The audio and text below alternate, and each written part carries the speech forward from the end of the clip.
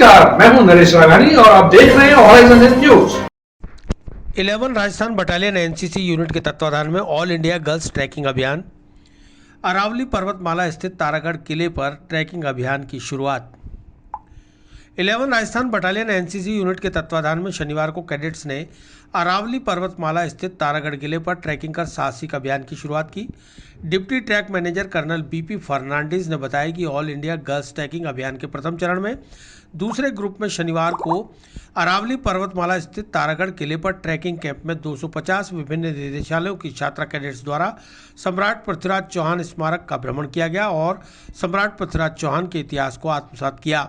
उन्होंने बताया कि ट्रैकिंग का नेतृत्व कर्नल समीर चौधरी ने किया। तारागढ़ तलहटी पर सुबह 8 बजे रीजनल डायरेक्टर उच्च शिक्षा डॉक्टर सुनीता पचौरी द्वारा कैडेट्स को संबोधित कर ट्रैक का शुभारंभ किया गया। इस अवसर पर आईसीआईसीआई बैंक की रीजनल हेड राखी शर्मा द्वारा कैडेट्स को हरी झंडी दिखाकर अभियान की शुरुआत की गई। इस अवसर पर डॉक्टर सुनीता पचौरी ने अपने संबोधन में महिला शक्ति से आह्वान किया कि वह एनसीसी गतिविधियों में शामिल होकर अपने कौशल विकास से देश और राष्ट्र का निर्माण में अपनी महत्वपूर्ण भूमिका निभाएं।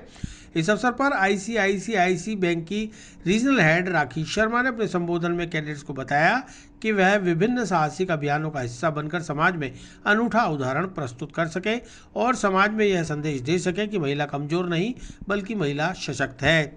महिला सशक्तिकरण में अपना महत्वपूर्ण योगदान निभाकर नारी शक्ति का उत्थान करें। इस अवसर पर कर्नल बीपी फर्नांडिस द्वारा डॉक्टर सुनीता पचौरी और राखी शर्मा का आभार व्यक्त किया गया। अजमेर के अंदर all India trekking camp NCC द्वारा आयोजित किया जा रहा है। उसके लिए मैं सर्वप्रथम 11 राज व उदयपुर ग्रुप को बधाई देना चाहती हूँ कि आफ्टर कोविड-19 के बाद ये बहुत बड़ा कैंप है और बच्चों में स्टूडेंट्स में जो एक डिप्रेशन था, घर में रहने की प्रवृत्ति सी उत्पन्न हो गई थी, उसको दूर करते हुए ये कैंप इन बच्चों की हेल्थ के लिए बहुत महत्वपूर्ण है और साथ ही हमारे देश की एक छवि इन सब बच्चों में दिखती है। तो ये बच्चे इतने उत्साहित हैं, इनको देखकर हम भी उत्साह से भूल गए हम कि हम 2 साल कोविड के निकाल चुके हैं और इन सबको मैं बधाई देती हूँ, धन्यवाद देती हूँ कि मुझे आपने आमंत्रित किया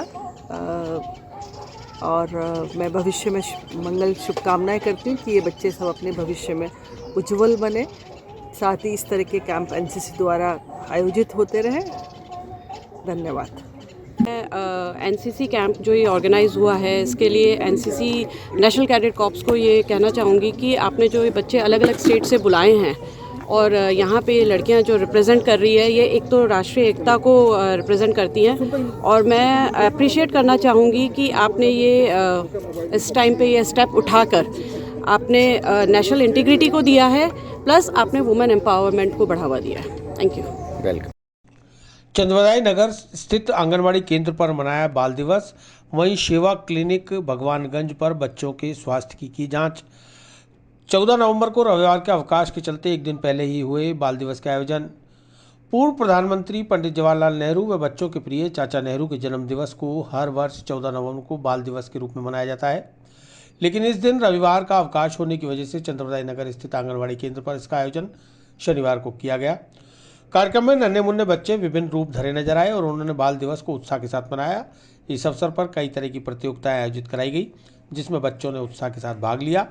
इस मौके पर आंगनबाड़ी अभिभावक संघ के श्याम वर्मा, आंगनबाड़ी कार्यकर्ता दयावंती जादम, साइका सुनीता पवार और आशा योगनी, तृप्ति शर्मा आदि मौजूद रहे। वहीं बच्चों को पुरस्कार देकर सम्मानित भी किया गया।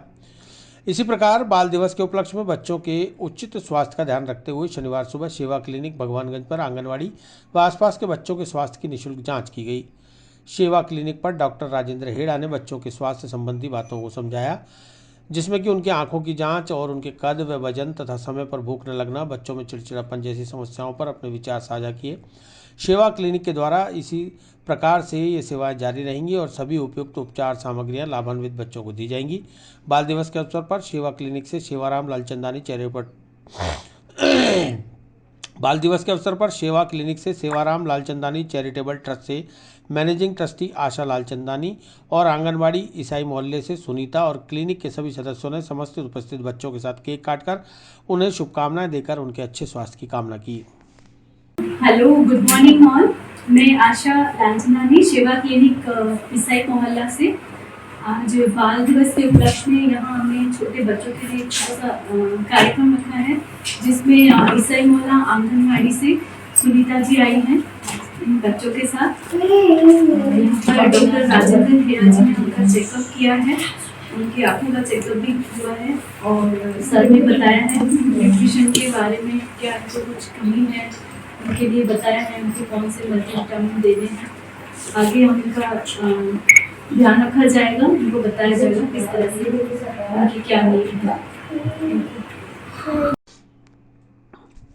विधायक अनीता बघेल ने अशोक गहलोत की कांग्रेस सरकार को प्रदेश में सभी मोर्चों पर बताया विफल। पूरी सरकार पर कमीशनबाजी और माफियागिरी में संलिप्त होने का लगाया आरोप। दक्षिण विधायिका अनीता बघेल ने शनिवार को अपने निवास पर आयोजित पत्रकार वार्ता के दौरान कांग्रेस की अशोक गहलोत सरकार को प्रदेश में सभी मोर्चों पर विफल बताते हुए कहा कि किसी भी क्षेत्र को उठाकर देख लीजिए, पूरी की पूरी सरकार केवल और केवल कमीशनबाजी और माफियागिरी में लगी हुई है। वर्तमान में अशोक गहलोत की सरकार के कुप्रशासनिक प्रबंधन और कुवित्तीय प्रबंधन के कारण पूरा प्रदेश बिजली संकट से गुजर रहा है। उन्होंने अजमेर डिस्कॉम, जयपुर डिस्कॉम और जोधपुर डिस्कॉम का हजारों करोड़ों रुपया सरकार पर बकाया होने का आरोप लगाते हुए कहा कि राज्य सरकार उधारी का पैसा तो चुका नहीं पा रही, ऊपर से अन्य राज्यों से महंगी बिजली खरीदकर उपभोक्ताओं पर और बोझ डाल रही है। यह गहलोत सरकार की कैसी दूरदर्शिता है। यह लोग तो 2 साल बाद राज्य पर अरबों रुपए का बोझ डालकर सत्ता से रुखसत हो जाएंगे, फिर भुगतना होगा आम जनता और आने वाली सरकार को। ऐसा कब तक चलेगा। राजस्थान में कुसुम योजना के तहत 722 मेगावाट बिजली उत्पादन के लिए सोलर प्लांट लगने थे, जिसके लिए सभी प्रक्रिया पूरी कर ली गई, लेकिन 623 चयनित हुए लोगों की बंजर भूमि पर अभी तक सोलर प्लांट नहीं लगे। बघेल ने बताया कि देश की विद्युत वितरण कंपनियों की वित्तीय स्थिति में सुधार लाने और उनका पुनरुद्धार करने के लिए उदय योजना सरकार द्वारा शुरू की गई, जिसमें अब तक अजमेर, जयपुर और जोधपुर डिस्कॉम को कुल 21,723 करोड़ रुपया केंद्र सरकार ने आवंटित किया है। बघेल का आरोप था कि राजस्थान राज्य के विद्युत वितरण निगम द्वारा राजस्थान उत्पादन और प्रसारण निगम को पावर परचेज के लिए भुगतान नहीं किया गया, जिससे उत्पादन निगम द्वारा कोयला कंपनियों को कोयले का भुगतान नहीं किया जा सका। साथ ही भविष्य की आवश्यकता को देखते हुए कोयला बुक भी नहीं कराया गया और न ही ट्रांसपोर्टेशन के लिए रेलवे और ट्रांसपोर्ट विभाग को भुगतान किया गया, जिसके कारण से राज्य वर्तमान में बिजली संकट से गुजर रहा है। देखिए, राजस्थान में बिजली संकट बहुत भारी है, ये हम सब लोग जानते हैं। फिक्स चार्ज के नाम पर, मीटर किराए के नाम पर, सरचार्ज के नाम पर जितने रेट्स बढ़ाए हैं इस सरकार ने, इससे पहले कभी इतने रेट नहीं बढ़े। डिस्कॉम, हमारे जो तीनों डिस्कॉम्स हैं, उन डिस्कॉम्स ने उत्पादन निगम और प्रसारण निगम के जो पैसे बकाया हैं वो पैसे आज तक नहीं चुकाए हैं। लाखों करोड़ों रुपया तीनों कंपनी का बकाया है और उस बकाया के कारण से, कोयला नहीं मिलने के कारण से राजस्थान में बिजली संकट पैदा हुआ। अशोक गहलोत जी ने केंद्र में आरोप लगाया कि केंद्र हमें कोयला नहीं दे रहा, लेकिन आधी अधूरी बात, आधा पक्ष क्यों नहीं दे रहा इस बारे में कोई बात नहीं करी, जबकि रिकॉर्डेड है कि इन कंपनियों ने कितना पैसा जो है प्रसारण निगम का और उत्पादन निगम का बकाया है, जिसके कारण से कोयले की सप्लाई नहीं हो पाई। केंद्र सरकार ने 2019 में कुसुम योजना लॉन्च किया। उस कुसुम योजना में लगभग 629 किसानों ने आवेदन किया। उन किसानों से 5-5 लाख रुपए सिक्योरिटी राशि जमा कराई गई और ऐसे लगभग 40 करोड़ रुपया इन्होंने जमा किया और 1500 किसानों ने इस योजना में आवेदन किया। आवेदन की फ़ीस भी 1-1 लाख रुपए थी, तो लगभग 12-13 करोड़ रुपया आवेदन की फ़ीस के रूप में और 40-45 करोड़ रुपया सिक्योरिटी के रूप में जमा किया गया।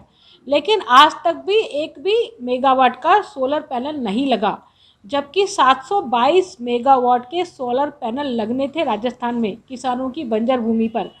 और केंद्र सरकार ने सुविधा दी थी कि जो रिजर्व बैंक है वो 80% तक लोन दे सकता है, लेकिन राज्य सरकार की उदासीनता के कारण से, राज्य सरकार के इंटरेस्ट नहीं देने के कारण से यह योजना भी ठंडे बस्ते में पड़ी है। 2.5 साल पूरा हो गया और जो किसानों ने सिक्योरिटी राशि जमा कराई है वो किसान दर दर की ठोकर खाने पर मजबूर हैं कि किस तरह से इस राशि का जो उन्होंने जमा कराया उनका प्लांट लगे और इनकम जमा हो। जबकि दूसरी तरफ जो राज्य सरकार है वो 7 रुपये, 8 रुपये, 9 रुपये और यहाँ तक कि 25 रुपये यूनिट तक का बिजली खरीद रही है। तो चूंकि इस सरकार को कमीशन खोरी करनी है, जो ब्रोकर कंपनियां जो बेचती हैं कंपनियां बिजली, वो ब्रोकर कंपनियों से कमीशन लेना है और इस वजह से बाहर से बिजली खरीदी जा रही है। जबकि हमारे किसानों से सोलर पैनल लगा करके वो बिजली दी जानी चाहिए थी, लेकिन वो बिजली नहीं दी गई। और इसी तरह से उदय योजना में सरकार ने करोड़ों रुपया, केंद्र सरकार ने रिलीफ के तौर पर राज्य सरकार को दिया है, राज्य सरकार ने कंपनियों को दिया। इसके बावजूद भी कंपनियों का घाटा बढ़ता ही जा रहा है। और तो और अभी कंपनियों ने जो लोन लिया है उस लोन की चुकता वो 2031 में करेंगे, 2025 के बाद करेंगे, 2027 में करेंगे।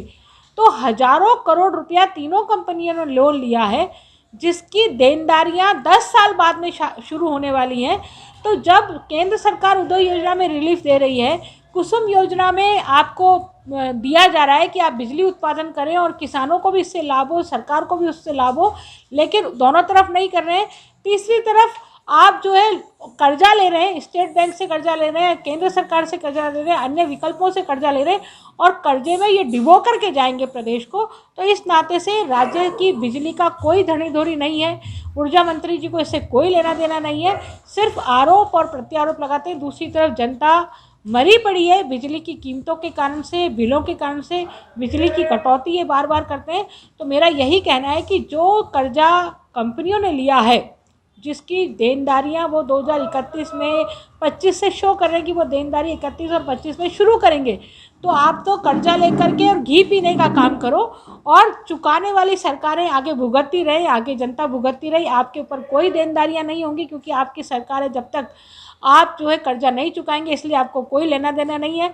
तो मेरा ये कहना है कि ये बिजली को लेकर के जो राज्य सरकार की उदासीनता है, वो उदासीनता इस जनता को करों के बोझ के नीचे मारे जा रही है। बिजली की महंगाई के कारण से बाकी की सारी चीज़ें भी महंगी हुई है, फैक्ट्रियों में उत्पादन जो है वो महंगा हो रहा है, इसलिए राजस्थान में की फैक्ट्रियों में जितना भी माल बनता है वो 2 कीमत ज़्यादा ही होता है, क्योंकि उसमें बिजली की कीमत भी शामिल होती है। इधर घरेलू उपभोक्ता परेशान है, क्योंकि बिजली के कभी भी इतने ज़्यादा भारी भरकम बिल नहीं आए जितने पहले इससे पहले कभी नहीं हुआ।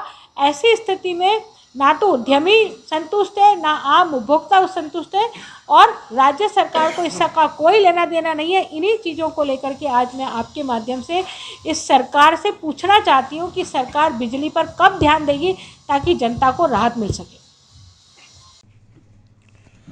पुष्कर पशु मेले में घोड़े और मनुष्य के अनोखे संबंध को किया जा रहा है अनुभव। भारत सरकार से घोड़ों के संवर्धन व विश्व के पुरातन भारतीय घोड़ों की नस्ल को राष्ट्रीय गौरव के रूप में पहचान दिलाने की मांग। मानव इतिहास के पुराने पन्नों को यदि एक बार फिर खंगाला जाए तो मनुष्य और अश्व प्रजाति के गहरे संबंधों को शाश्वत रूप में समझा जा सकता है। वेद, पुराण, ऐतिहासिक दस्तावेज या खुदाई में मिले पुरातात्विक अवशेष में मनुष्य और अश्व प्रजाति का उल्लेख देखने को मिलता है। इतना ही नहीं, सांस्कृतिक, धार्मिक, सामाजिक कार्यक्रमों या पशु मेलों में अश्व यानी घोड़े और मनुष्य के अनोखे संबंध को देखा और अनुभव किया जा सकता है।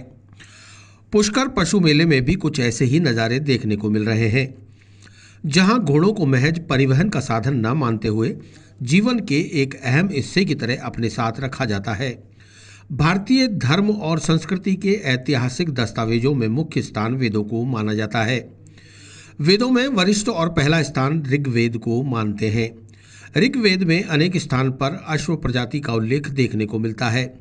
वायु, मत्स्य, भविष्य आदि पुराणों में लिखी धार्मिक कथाओं में युद्ध के साथ यज्ञ में अश्व के प्रयोग का उल्लेख है, जहां उन्हें परिवहन के साधन के साथ साथ जीवन शैली के अहम हिस्से की तरह परिलक्षित किया गया है। भारतीय अश्व संस्था के राष्ट्रीय उपाध्यक्ष रघुवीर सिंह बताते हैं, पुरातन प्रजाति में पूर्व से ही अरबी नस्ल को सबसे पुराना माना जाता है, परंतु संस्था के शोध के बाद ऐतिहासिक और धार्मिक दस्तावेजों को सामने रखा गया, जिससे भारतीय घोड़ों की नस्ल को अरबी घोड़े से भी पुराना माने जाने लगा। अब संस्था वैज्ञानिक आधार पर भारतीय घोड़ों के डीएनए के परीक्षण को लखनऊ के एक निजी लैब के माध्यम से अंजाम दिया जा रहा है, जिससे प्राप्त होने वाले नतीजों को विश्व की विभिन्न प्रयोगशालाओं और विश्वविद्यालय में अध्ययन हेतु भेजा जाएगा, जिससे वैश्विक स्तर पर भारतीय घोड़े की नस्ल को सबसे पुरातन होने का दर्जा प्राप्त हो सकेगा। इतना ही नहीं, भारत सरकार के गजट नोटिफिकेशन में सबसे पहले मारवाड़ी और काठियावाड़ी नस्ल को शामिल किया गया था। नूतन शोध के बाद इस गजट नोटिफिकेशन में जनस्कार, स्पीति, मणिपुरी और हाल ही में सिंधी नस्ल को जोड़ा गया है। रियासतकालीन भारतीय राजाओं की अश्वसेना, जिसमें Kachhawa brigade, Gwalior brigade, Jodhpur brigade, Udaipur brigade के रिसालों को एकीकृत करके 61st कैवलरी भारतीय सेना ने स्थापित की। जब भारत के राष्ट्रीय चिन्ह में घोड़े को दर्शाया गया तो भारत सरकार को घोड़ों के संवर्धन की ओर ध्यान देना चाहिए, जिससे भारत में आम लोगों का रुझान घोड़ों की ओर बढ़ सके और विश्व के पुरातन भारतीय घोड़ों की नस्ल को राष्ट्रीय गौरव के रूप में एक बार फिर पहचान मिल सके। मैं राघवेंद्र सिंह डूनलोद, भारतीय अश्व संस्था का फाउंडर सेक्रेटरी और फिलहाल उपाध्यक्ष के पोस्ट पे हूँ। हम लोगों ने जब से ये indigenous horse society of India शुरू करी 97 में, जब से हमने काफ़ी रिसर्च वर्क किया इसके ऊपर। दुनिया में ये माना जा रहा है कि अरब जो घोड़ा है वो सबसे लोकप्रिय है और सबसे पुराने घोड़ों में उसकी गिनती आती है। आज के ज़माने में इसको प्रूव करना साइंटिफिक तौर पे थोड़ा कठिन था हमारे लिए, क्योंकि वो फैसिलिटी इंडिया में कुछ ही टाइम में अब उपलब्ध हुई है।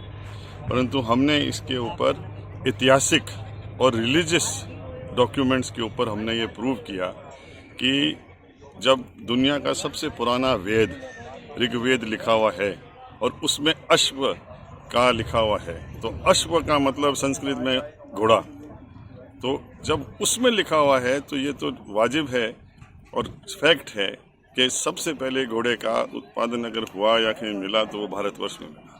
उसके बाद में आप रामायण ले लो, महाभारत ले लो, जो भी हमारी ऐतिहासिक रिलीजियस डॉक्यूमेंट्स हैं उन सब में घोड़ों का जिक्र है। और घोड़े को सूर्य पुत्र माना जाता है। रेवण जी महाराज की पूजा करते हैं और रेवण जी महाराज से इसका कनेक्शन है। इसलिए हमने कम से कम ये तो प्रूव कर दिया कि सबसे पहले, अरब से भी पहले इंडिया में जो अपने भारतीय घोड़े हैं वो उपलब्ध थे। साथ ही आपको ये बताऊं कि अब हम डीएनए के ज़रिए से इसकी बोन्स और बाल और दुनिया भर के जो लैब्स हैं उनसे हमारी बात चल रही है। अमेरिका में इस पर रिसर्च हुई है, कैम्ब्रिज यूनिवर्सिटी लंदन में इसकी रिसर्च हुई है और अब लखनऊ में इसकी रिसर्च हमारे इंडियन लैब में हो रही है। तो जल्दी हम साइंटिफिक तौर पे भी इसको प्रूव कर पाएंगे। भारत के अंदर भारतीय सरकार से इंडियन गवर्नमेंट का जो गैजेट नोटिफिकेशन है उसमें पहले कुछ ही ब्रीड को शामिल किया गया था, जैसे कि मारवाड़ी, काठियावाड़ी, ये गुजरात और राजस्थान में उपलब्ध ज़्यादा हैं। उसके बाद में झंसकारी जो जम्मू कश्मीर, लेह लद्दाख में मिलते हैं, स्पीति घोड़ा जो हिमाचल प्रदेश में मिलता है, और उसके बाद में अगर आप मणिपुर की तरफ जाएं तो मणिपुर ब्रीड मिलती है। इस प्रकार से इनको ही रिकग्नाइज किया गया था। अब फिलहाल रिसेंटली हम लोगों की मेहनत से सिंधी घोड़ा भी रिकग्नाइज हो चुका है और वो भी गैजेट नोटिफिकेशन में शामिल हो गया। अब जो इतिहास और इसकी बातों को देखते हुए इस घोड़े की लोकप्रियता हिंदुस्तान में बहुत गजब तरीके से हुई। आज के इस खर्चीले जीवन में आम लोगों के लिए अश्वपालन महज विलासिता या महंगा शौक पालने जैसा है, पर पुष्कर के अंतर्राष्ट्रीय पशु मेले में अब घोड़ों के प्रति रुझान साफ देखने को मिल रहा है। पशुपालन विभाग से प्राप्त आंकड़ों पर नजर डाली जाए तो सन 2001 में 1923 तो सन 2009 की विषम परिस्थितियों के बावजूद 3,734 घोड़े बिकने को पुष्कर पहुंचे। पशुपालकों ने बताया कि घोड़े के पालन में लाखों रुपए खर्च होते हैं। इसी कारण से घोड़ों की कीमत पुष्कर मेले में 30 से 40 लाख रुपए तक आंकी जा रही है। पशुपालक बताते हैं कि नए स्थान पर मेला आयोजित करने की वजह से खरीदारों की संख्या में फिलहाल कमी है। जैसे जैसे मेले के रंग परवान चढ़ेंगे वैसे ही घोड़ों के व्यापार में भी इजाफा देखने को मिलेगा। और क्या बेचना है और सर कितने मैं बीकानेर से आया हूँ, जी। अपने एक जानवर लेकर आया हूँ, मुकरा कोल्ट है 2 दांत का। उसका मैडम फर्स्ट विजिट है मेरी, तो यहाँ पे अभी तो मार्केट अच्छा है, अभी आज कल से आज इसमें भरने लगा है मेरा। काफ़ी लेन देन हुआ है यहाँ पे और प्राइजेस भी काफ़ी अच्छा लग रहा है। देखते हैं आगे। तो आप कौन सा घोड़ा लेके आए हो? मेरे पास सर ये केसरी घोड़ा है। कौन घोड़ा है? हाँ केसरी घोड़ा है, बाने वाले लाइन का बच्चा है। अभी 2 दांत हुआ है, 61+ हाइट है इसकी। कितनी उम्र है इसकी? इधर देखो ये लमसम 26 महीने का हो गया भाई। अच्छा। हाँ भाई इसकी 3.5 लाख रुपये। और इसमें क्या क्या पालना पड़ता है आपको, जैसे बच्चे की जैसे पालने का तो वही है ना कि यार जो भी बच्चा पलेगा बचपन से अपने पास रहा है तो ये खुराक उसकी टाइम मेंटेनेंस है। वाइट बच्चे में क्या होता है कि इसके कलर में जो शाइनिंग है इसी को सबसे ज़्यादा मेहनत इसी घोड़े पे लगती है, साफ़ रखना इसको घोड़ों सबसे मेन इसकी दिक्कत आती है पेट दर्द की घोड़ों में, उसका भी केयर करना पड़ता है आपको, हर चीज़ में ध्यान होना चाहिए, अपने बच्चे तरह इसको पालना पड़ता है। भाई साहब मैं हरियाणा से आया हूँ, रोहतक ज़िले से, गांव भगवतीपुर है। ये मारवाड़ी नस्ल है, अली शान का पोता है, पवन का बेटा है, 3.5 साल का, 2 दांत बच्चा। इसको पालने में क्या कठिनाई आती है आपको? भाई साहब कठिनाई तो वही है, बच्चे की ढड़प पाले जाते हैं, बहुत घर की ब्रीड का है, अपनी घोड़ी का खुद की का। तो आपके पास कितनी घोड़ियाँ हैं? मेरे पास है फिलहाल 4 पशु। कौन कौन से नस्ल के हैं? सारे मारवाड़ी नस्ल के। वो कितनी रेट होती है इनकी? रेट तो भाई साहब जैसे मैंने इसके 21 लाख रुपए मांग रखे हैं। हाँ। तो कितने लगाए गए हैं अभी? यहाँ पर 2-3 पार्टी आई हुई हैं, शाम को आने की बोल रहे थे। तो कितने लगा के गए हैं लास्ट? लाख नहीं, वो नहीं करा है, बोले शाम को आगे बात करते हैं आपसे, फिर मिलेंगे। मिल लिए 21 लाख रुपये बता रहे। हम लाए साहब 2 घोड़े लाए हैं, एक संजाब है, एक लाल मुंडी है, जोधपुर से आए लेके भर के। अब यहाँ जमती जमेगी गिरा की तो यहाँ मन लगता नहीं है। उम्र कितनी होती है इनकी? घोड़े की उम्र? हाँ, आप लेके आए जो घोड़े की उम्र साहब हमारे पास 40 साल का घोड़ा भी मरा है। हाँ। और घोड़े की कोई उम्र नहीं है, भगवान के हाथ में है, इसकी इनकी कोई उम्र नहीं होती। तो इनको पालने में क्या दिक्कत होती है? क्या कैसे इनकी सेवा करनी पड़ती है साहब? लाना है, रचका है, कुत्तर है। पहले कोई जमाने में खिलाता चारा, सूखा चारा चीपता आता था जी। अब तो सब जगह पूरे हिंदुस्तान में भी कोई तो खिलाता भूसा चावल का जी, कोई खिलाता है क्या नाम है रिचका, कोई खिलाता है कुत्तर, चीपते की कुत्तर। अब अजमेर साइड में तो खिलाता है कुट्टी, वो जवार की कुट्टी। ये आलम है। तो इनको पालने में क्या कठिनाई आती है और वो कैसे बेचते हो आप? अब भाई साहब ये शौक ऐसा है, इस शौक के पैसे है, समझ गए आप जी, शौक के पैसे है। भारतीय पुरातन इतिहास और वर्तमान के राष्ट्रीय प्रतीक घोड़े के प्रति भले ही सरकारी उदासीनता रही हो, पर पुष्कर मेले में घोड़ों के प्रति बढ़ता रुझान देखकर यह उम्मीद लगाई जा सकती है कि आने वाले समय में घोड़े की नस्ल के सुधार और इससे आम जन तक पहुंचने में ज़्यादा वक्त नहीं लगेगा। सरकार को चाहिए कि घोड़ों के संबंध में शोध कर रही संस्थाओं को सहयोग करे, जिससे वैश्विक स्तर पर भारतीय नस्ल के घोड़ों को गौरव की दृष्टि से प्रदर्शित किया जा सके। पुष्कर बहुदिवसीय हाट 2021 में 14 से 17 नवंबर तक पशु प्रतियोगिता के आयोजन। ऊंट, अश्व, संकर पशु, गिर पशु और सर्वश्रेष्ठ पशु प्रतियोगिताओं की तैयारी में जुटे पशुपालक। पशुपालन विभाग के संयुक्त निदेशक डॉक्टर प्रफुल्ल माथुर ने बताया कि विभाग द्वारा पुष्कर बहुदिवसीय हाट 2021 के अंतर्गत आयोजित की जाने वाली विभिन्न पशु प्रतियोगिताओं का दिन व समय घोषित कर दिया गया है। माथुर ने बताया कि पशु प्रतियोगिता के अंतर्गत 14 नवंबर को 11 पड़ रही है। 14 नवंबर को प्रातः 9 बजे से ऊंट प्रतियोगिता होगी, वहीं 14 नवंबर की शाम 6 बजे झरण, 15 नवंबर को प्रातः 6 बजे प्रथम दोहन, प्रातः 9 बजे ही संकर पशु प्रतियोगिता, दोपहर 2 बजे गिर पशु प्रतियोगिता और शाम 6 बजे द्वितीय दोहन होगा। 16 नवंबर को प्रातः 6 बजे तृतीय दोहन होगा। 16 को ही प्रातः 9 बजे से नरवंश की अश्व प्रतियोगिता आयोजित की जाएगी। इसी तरह 17 नवंबर को प्रातः 9 बजे मादा वंश की अश्व प्रतियोगिता और दोपहर 2 बजे सर्वश्रेष्ठ पशु प्रतियोगिता का आयोजन होगा। पालकों के साथ एक बैठक आयोजित की गई है, जिसमें उनसे हमारी विभागीय नियमावली और पशुपालकों के जो सुझाव थे वो आमंत्रित किए थे, उनको हमने हमारे विभाग के नियमों से अवगत करा दिया है। इस संबंध में अब आगामी 14 तारीख को 11 के दिन पशु प्रतियोगिता की शुरुआत की जाएगी, जिसके अंदर सुबह प्रातः 9 बजे ऊंट प्रतियोगिता मेला ग्राउंड में की जाएगी, जो कि हमारे इस कार्यालय के सामने जो राजकीय मेला ग्राउंड है वहाँ पे की जाएगी। और 14 तारीख की शाम से गाँव वैश की प्रतियोगिता की जाएगी, जिसको मिल्किंग मतलब फर्स्ट मिल्किंग जरण कहते हैं। जरण प्रतियोगिता गिर एवं शंकर पशु प्रतियोगिता का जो स्थान है वहीं की जाएगी। 15 तारीख की सुबह प्रथम दोहन किया जाएगा, 15 तारीख की शाम को द्वितीय दोहन किया जाएगा और 16 तारीख की सुबह तृतीय दोहन किया जाएगा। इस हिसाब से जब तीनों की मिल्किंग हो जाएगी तो उसमें जो एवरेज बेस्ट आएगा उसको हम दुग्ध प्रतियोगिता का पुरस्कार देंगे। 15 तारीख के सुबह 9 बजे हम शंकर पशु प्रतियोगिता करेंगे मेला गिर प्रदर्शनी स्थल पे, और दोपहर 2 बजे गिर पशु की प्रतियोगिता की जाएगी गिर प्रदर्शनी स्थल। North western railway employees union के सेवानिवृत्त कर्मचारी प्रकोष्ठ का दीपावली स्नेह मिलन समारोह। 80 वर्ष से अधिक आयु के रिटायर्ड कर्मचारियों का यूनियन ने किया सम्मान। शनिवार को north western railway employees union के सेवानिवृत्त कर्मचारी प्रकोष्ठ RREW का दीपावली स्नेह मिलन समारोह कचहरी रोड स्थित रेलवे विजिट इंस्टीट्यूट में समारोह पूर्वक आयोजित किया गया, जिसमें बड़ी संख्या में सेवानिवृत्त रेल कर्मचारियों ने भाग लेकर एक दूसरे को दीपावली की शुभकामनाएं दी और एक दूसरे के हालचाल जाने। RREW के सचिव गिरधारी पंजाबी ने बताया कि वर्ष में दीपावली और होली पर्व पर सेवानिवृत्त कर्मचारियों का स्नेह मिलन के बहाने मिलना होता है और सभी एक दूसरे के हालचाल जानकर एक दूसरे के स्वस्थ और निरोगी रहने की कामना करते हुए शुभकामनाएं देते हैं। इस तरह के आयोजनों से मेल मिलाप और भाईचारा बना रहता है। साथ ही यूनियन द्वारा पेंशनर्स के लिए किए जा रहे कार्यों की जानकारी भी मिल पाती है। आज 13/11/2021 को RREW सेवानिवृत्त कर्मचारी प्रकोष्ठ की तरफ से ये दीपावली स्नेह मिलन का आयोजन किया गया है, जिसमें हमारे बुजुर्ग सारे साथी यहाँ उपस्थित होकर समारोह की शोभा बढ़ाई है।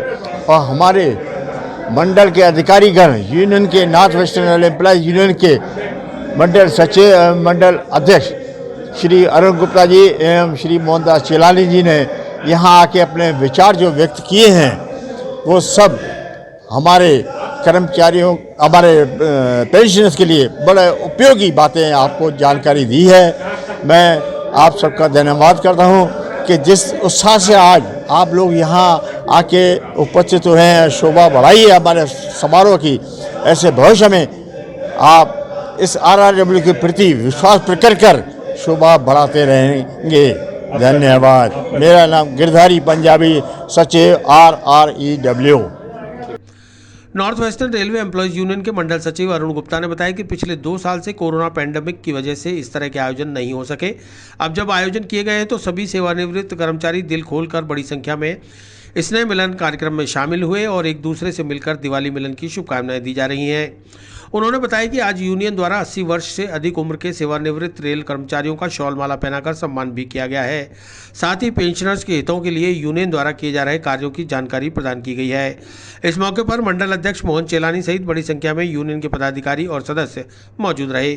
सभी ने मिलकर स्नेह भोज का आनंद भी लिया।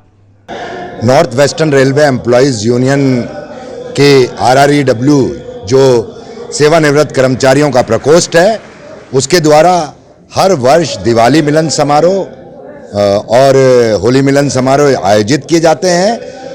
कोविड की विकट परिस्थितियों की वजह से पिछले 2 वर्षों से इस प्रकार के बड़े समारोह आयोजित नहीं हो पा रहे थे, लेकिन जिस प्रकार से परिस्थितियां सामान्य होने लगी और जिस प्रकार से बहुत लंबे समय से जो वरिष्ठ नागरिक घरों में थे, अपने आप को कैद सा महसूस कर रहे थे, उन सभी को आमंत्रित करते हुए आज 13 नवंबर को दीपावली मिलन समारोह का आयोजन RREW द्वारा किया गया और उसमें बहुत बड़ी संख्या में सेवानिवृत्त कर्मचारी 80, 85, 90 साल के सेवानिवृत्त कर्मचारी यहाँ उपस्थित हुए हैं। उन सब ने एक दूसरे से मिलकर दीपावली का स्नेह बांटने का काम किया है, गले लगने का काम किया है और आज यहाँ पर 80 वर्ष से अधिक उम्र के आयु वाले कर्मचारियों का सम्मान भी किया जा रहा है, उन्हें शॉल उठाकर उनका अभिनंदन भी किया जा रहा है और इस प्रकार की गतिविधि से हमारे सेवानिवृत्त कर्मचारियों को बहुत बल मिला मिलता है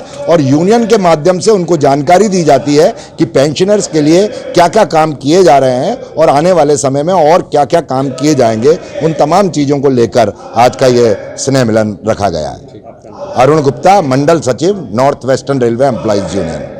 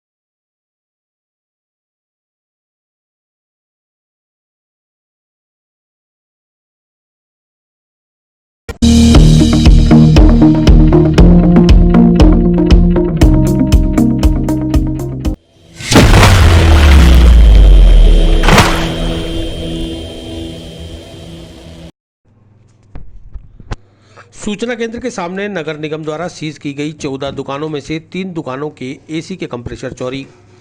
अज्ञात चोर दुकानों की छत पर लगे एयर कंडीशनर के कंप्रेसर चुराकर हुए फरार। सदर कोतवाली थाना अंतर्गत सूचना केंद्र के सामने नगर निगम द्वारा पिछले 3 माह पहले सीज की गई 14 दुकानों में लगे एसी के कंप्रेसर में से अज्ञात चोर बीती रात 3 दुकानों से कंप्रेसर चुराकर फरार हो गए। रॉयल बेकर्स के संचालक गिरीश वाघनानी ने बताया कि अज्ञात चोरों ने minute to minute watch shop, royal bakers और शंकर ठाकुरदास की दुकान की छत पर लगे एयर कंडीशन के कंप्रेसर को चुरा लिया, जबकि एक कंप्रेसर चुराने में कामयाब नहीं हो पाए और वह वहीं लटका रह गया। दुकानदारों ने चोरी की सूचना पर जाकर मौका मुआयना किया और एक लिखित रिपोर्ट सदर कोतवाली थाने में दे दी है। उन्होंने बताया कि पुलिस ने रिपोर्ट देने को कहा था, लेकिन अभी तक मौका मुआयना नहीं किया है। दुकानें पिछले 3 माह से बंद पड़ी हैं। इसी का फायदा उठाते हुए अज्ञात चोरों ने शायद वारदात को अंजाम दिया हो। चोरी हुई कौन सी दुकान है सर? ये रॉयल बेकरी, एक सर अपनी मिनट टू स्टाइल, और सर ठाकुरदास जी के यहाँ से सर ऊपर से कंप्रेसर चोरी करके ले गए। कब की घटना है और कौन सी जगह? सर ये आज सुबह की घटना है। सर कैसे आपको सूचना मिली? सर मुझे तो ये ठाकुरदास जी ने इन्होंने बताया था, सुबह मैसेज किया था, तो उनको पता चला था, तो उन्होंने मुझे बताया कि भाई कंप्रेसर चोरी हो गए हैं और एक कंप्रेसर जो है वो लटका हुआ था। बाद में आके देखा कि वो मेरी शॉप का नहीं था, वो रॉयल बेकरी का था। तो उनके 2 लगे हुए थे, तो उनके 2 में से एक चोरी हुआ है, एक हमारा चोरी हुआ है और एक ठाकुरदास जी का चोरी हुआ है। टोटल 3 कंप्रेसर चोरी हुए हैं। कितने के होंगे ये? सर इनकी वैल्यू है 7 से 8 हज़ार रुपये एक कंप्रेसर की। कौन सी जगह दुकान है? सर ये सूचना केंद्र के सामने है, मिनट टू स्टाइल घड़ी की शॉप है, और सर एक ये रॉयल बेकरी है और ये शंकर ठाकुरदास। सर ये 14 दुकानें हैं जो नगर निगम के द्वारा 3 महीने पहले सीज हो गई थी। कंप्लेन दे दिया? हाँ सर कंप्लेन। थाने में मुकदमा दर्ज कर दें? हाँ जी कंप्लेन दे दिया, एप्लीकेशन दे दिया। पूर्व विधायक डॉक्टर राजकुमार जयपाल ने अभिनेत्री कंगना रनौत के खिलाफ सिविल लाइंस थाने में दिया परिवाद। कंगना रनौत के विरुद्ध राष्ट्रद्रोह सहित विवादास्पद बयान के खिलाफ मुकदमा दर्ज। कांग्रेस के पूर्व विधायक डॉक्टर राजकुमार जयपाल ने आज सिविल लाइंस पुलिस थाने पर उपस्थित होकर फिल्म अभिनेत्री कंगना रनौत के खिलाफ राष्ट्रद्रोह, दंगा, बलवा एवं देश में शांति भंग कराने के लिए दिए गए विवादास्पद बयान के खिलाफ परिवाद पेश कर मुकदमा दर्ज कराया है। पूर्व विधायक डॉक्टर राजकुमार जयपाल ने बताया कि फिल्म अभिनेत्री कंगना रनौत ने सार्वजनिक तौर पर विवादित बयान सोशल मीडिया पर जारी करते हुए कहा कि सन 1947 में आज़ादी नहीं बल्कि भीख में मिली आज़ादी थी और जो आज आज़ादी मिली है वह आज़ादी 2014 में मिली है, जब मोदी सरकार, नरेंद्र मोदी की सरकार सत्ता में आई। इस प्रकार कंगना रनौत ने देश की आज़ादी में शहीद स्वतंत्रता सेनानियों और करोड़ों भारतीय लोगों का खुल्लम खुल्ला अपमान किया और देश की आज़ादी का मजाक बनाया है। उन्होंने बताया कि फिल्म अभिनेत्री कंगना रनौत के उक्त आपराधिक कृत्य से देश में शांति व्यवस्था भंग हुई है तथा देशवासियों के बीच शत्रुता उत्पन्न हुई है। उनके इस कृत्य से दंगा बलवा फैलने की संभावना से इनकार नहीं किया जा सकता। देश एवं देश की आज़ादी के विरोध में उनके द्वारा दिए गए बयान राष्ट्रद्रोह की श्रेणी में आते हैं। पूरी दुनिया में भारत के स्वतंत्रता संग्राम में भाग लिए स्वतंत्रता सेनानियों, शहीदों में उनके परिवार एवं देशभक्त नागरिकों के सम्मान को ठेस पहुंची है और देश के शहीदों, वीरों और उनके बलिदान को भी भीख बताकर उनका अपमान किया गया है। कंगना रनौत के उक्त कृत्य के जरिए शांति, सांप्रदायिक सद्भाव बिगड़ सकता है। उन्होंने बताया कि सरकार एवं देश को पूरे विश्व में बदनाम करने की साजिश रची गई है और लगातार कंगना रनौत ऐसी हरकतों से बाज नहीं आ रही। वह देश की शांति और सौहार्द को बिगाड़ने का प्रयास कर रही है। ऐसे में उनके विरुद्ध सख्त से सख्त कानूनी कार्रवाई अमल में लाया जाना आवश्यक है। देशद्रोह के कृत्य करने वाले, शांति सौहार्द, सांप्रदायिक दंगा फैलाने वाले, बयान देने और वर्गों में शत्रुता उत्पन्न करने वाले लोगों के खिलाफ प्राथमिकी दर्ज कर उचित कार्रवाई की मांग की गई। उन्होंने अभिनेत्री कंगना रनौत के विरुद्ध प्रस्तुत प्रथम सूचना रिपोर्ट दर्ज कर आरोपी और उनके संरक्षण एवं साजिश में शामिल लोगों को भी गिरफ्तार करने की मांग की है। पूर्व विधायक डॉक्टर राजकुमार जयपाल के साथ अजमेर शहर जिला कांग्रेस कमेटी के निवर्तमान उपाध्यक्ष कुलदीप कपूर, फकरे मोइन, महासचिव शिव कुमार बंसल ने सिविल लाइंस थाने पर उपस्थित होकर थाना प्रभारी अरविंद चारण को परिवाद पेश किया।